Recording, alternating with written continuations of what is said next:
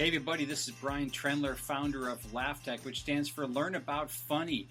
Good day to everyone. I'm sitting here with my partner in crime, Marcelle Allen. Hey everyone, welcome to another podcast. Yeah. Really excited to be here. Thanks for joining me, Marcelle. Sure.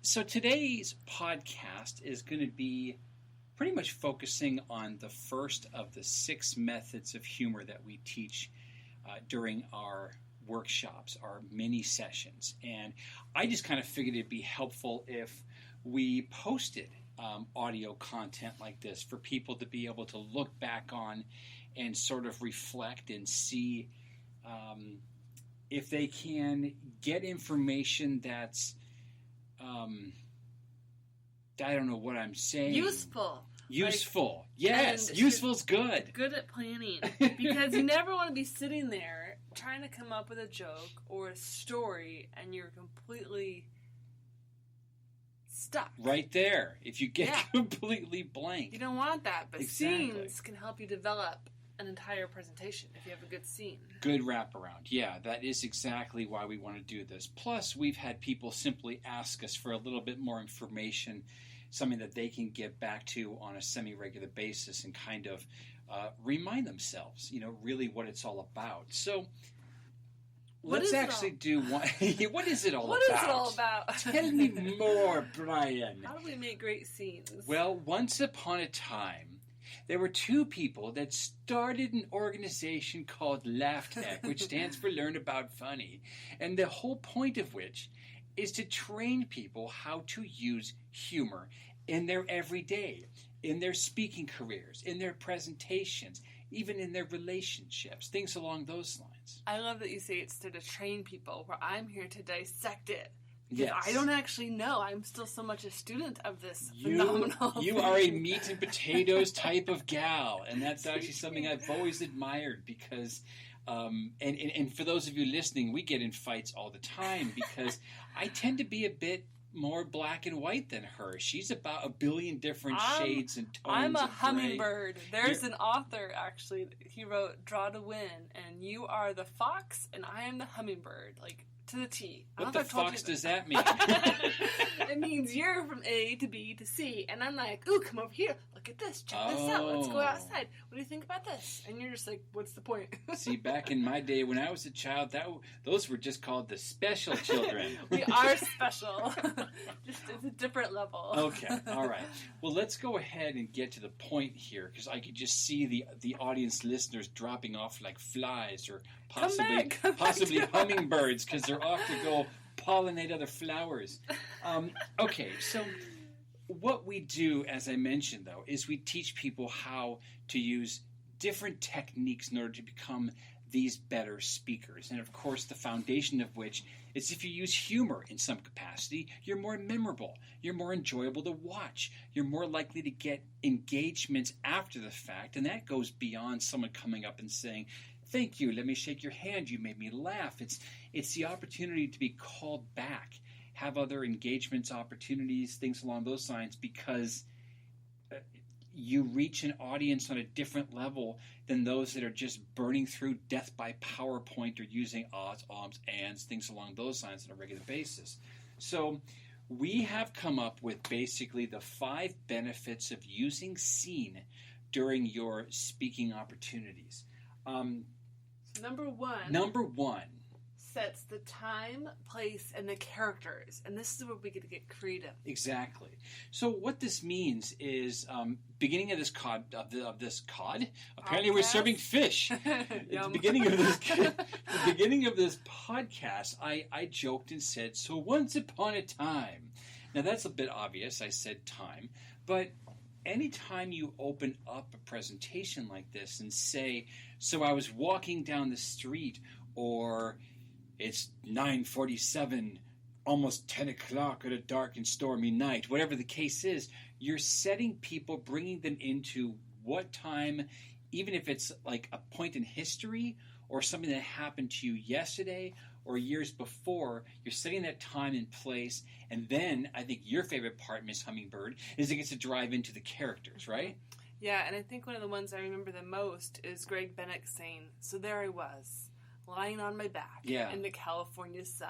And he like zooms you in right at that moment to understand where you are and that it was daylight. So.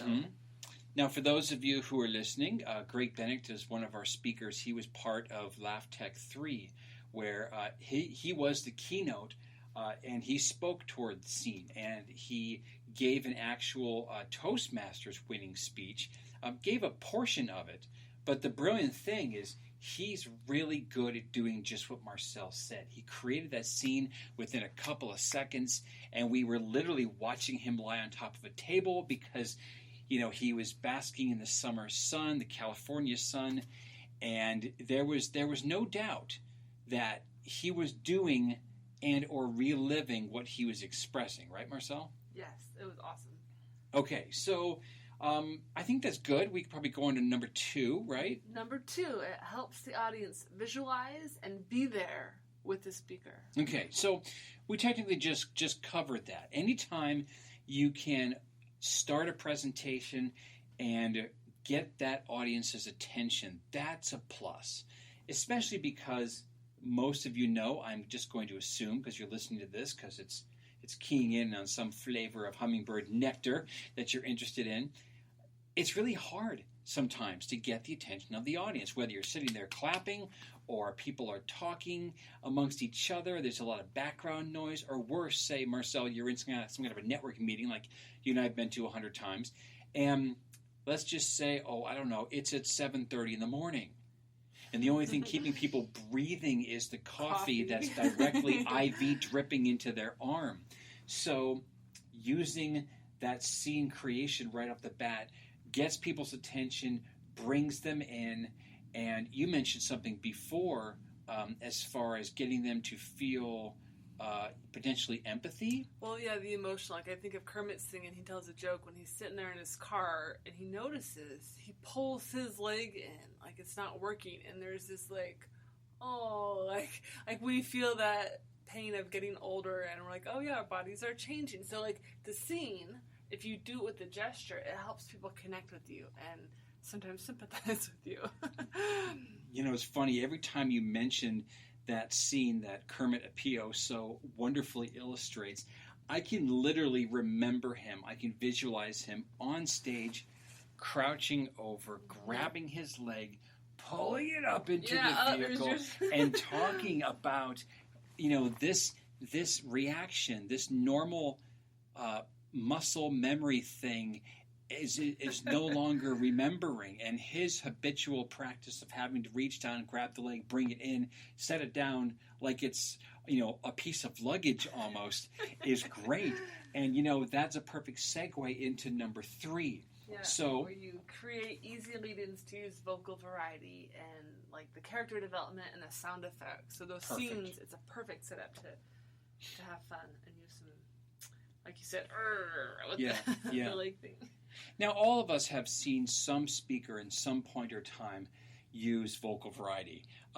Because the mic is right here, I'm not going to sit here and yell, but if you get really loud or get really specific with your voice, you're using levels of enunciation, or if you're doing certain invitations or whatever the case is, or you don't know what's going on and you're talking about some kind of an old, flyby guy from back in the day, every time you're doing any one of these types of voices, you're developing a character, especially if that character is pivotal to the scene and or the presentation you're giving. Now with that, like you said, sound effects, whether it's someone just going, reaching down, grabbing a leg, or if something breaks or a squeak sound. Miss Hummingbird, what type of favorite sounds do you like hearing? Well, I was just thinking, how do you know what type of good sound effects to make, or who to mimic, or who to do impersonations on? Because I feel like the male species has a lot more people to pull from than us females, and I'm always wondering. That's because most of us are Cro-Magnons and we grunt a lot. Mona Concepcion, she's been my favorite because she's used like her mom's voice so perfectly, and I think she did her grandma too. But that's sound effects is something I always struggle with because I don't know how to sound like someone. I don't know. It's a really great question, and I'd really love to answer that. But that's going to be on our next podcast when we're talking about sound. That's the next one in line. But It is a good question, and it's a fair question, because it is difficult at times to know when to implement sound. You don't just want to be some dork up on stage, or even just in front of a mic, or in front of, one to one, or one to a few, or one to many, and just doing sounds for the sake of sounds. They need to be integrated or purposeful to the development of the character or the place. Purposeful sounds. Purposeful sounds. I'm going to work on that one. Exactly. Because I want to get a really good hummingbird voice down, and I've yet to even try.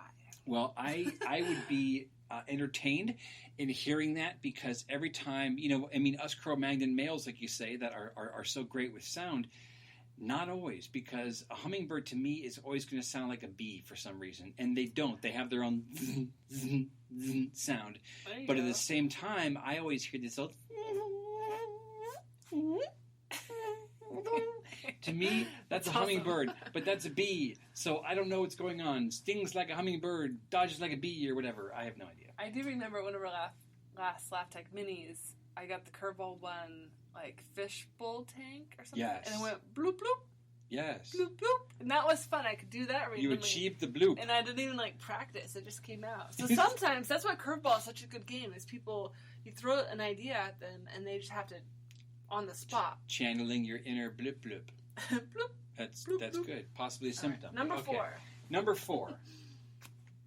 Builds rapport. Creates connections.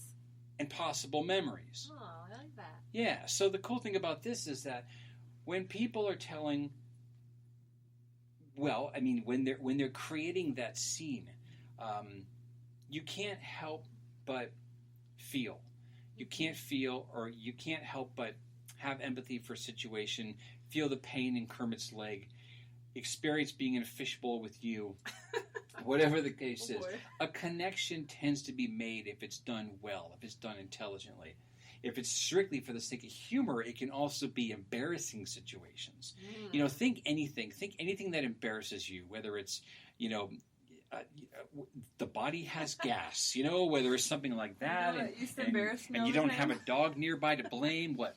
So growing up in school, my mom used to drive a Corvette, and then she would lock the door and go to the grocery store. I'd still be in the car, but then I would want to go in, so I'd open the door, and the car alarm would just go off. Nice. Woo, woo! And you're in the middle of a parking lot, and you're just I remember sinking into my seat 5 feet down, being oh shit, what do I do? That's fantastic. So yay and that's our memories. first swear on the podcast. So congratulations, you've now broken through the fourth wall. Okay, so and then the other thing is you actually just kind of touched upon it. Possible memories. If the audience has even the slightest chance of pulling a memory of their own based off of the scene you've created, you've got them. You've got their attention. You can tell them to do anything at that point, and they'll believe you. It's a great technique in creating sales, for example. Salespeople all the time will pull success stories of product XYZ, and they'll say that person drank that liquid and they felt so much better, and they were able to achieve a Spartan run in less time than everyone else because they drank it during certain breaks. And if somebody has that type of physicality to them and wish to accomplish something, they're going to make that memory connection and or pull from another memory where maybe they didn't do as well. Therefore, your product is something that they need. It creates need inherently. Kind of cool, huh? It reminds me about my Les Brown story that I always tell about loving fried chicken. And who else doesn't love fried chicken, right? Fried chicken. Even celebrities love fried chicken. And I think once you realize that, you're wow, it's not that hard for you to get to maybe there. Yeah. If you like fried chicken too. Oh, sure. Okay, maybe not. How about number 5? The last one. Okay, so flexibility of scene. It's the best thing ever. It's actually one of my favorites. And really, the key point about this last and final tip before we wrap it up is it has the ability to be used as an introduction to get people's attention. If you follow this typical speech parameter, there's an introduction. There's 2 to 3 anecdotal stories to support that subject matter that you've created. The title and or the purpose behind your presentation can also be used as a closer or a closing story or statement, because You've created that seam. You can wrap it all up, tie it with a little bow, and either get the point across and get future engagements, or like I said, if you're selling product, you can use it as a closing technique. So there you have it. There's the 5 benefits of scene when speaking or presenting or even talking, becoming a better communicator in general. Do you have any questions, Marcelle? Where would somebody get started with developing a scene? Where would they want to get started? Yeah, we've all had so many scenes and stories in our lives. Where do you know it's going to stick or be memorable or be fascinating? I think it all is going to, the answer is going to depend on each individual circumstance. Anytime somebody has a presentation to give or a difficult conversation to have, things along those lines. Again, if you're pulling from memories or if you're pulling from places that you've been, which essentially is a memory but a bit more specific, by creating those scenes and just practicing, you can literally write 1 through 5 on a piece of paper and write down the time I went to the park, the time I went to Paris, any number of things like that. You can then build those. Try to work in some of that subtle humor by way of making notes that develop the character this way, use this sound there. And then just through practice and time implementation, you have the opportunities to refine that and make it better and work for you.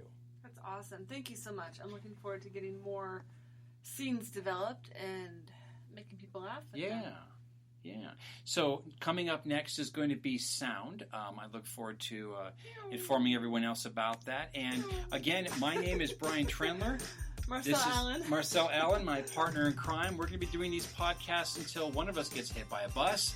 But we're going to be leaving everybody with a challenge. Leave us a note. Send us a message. Go on to Facebook. Go on to any of the social medias.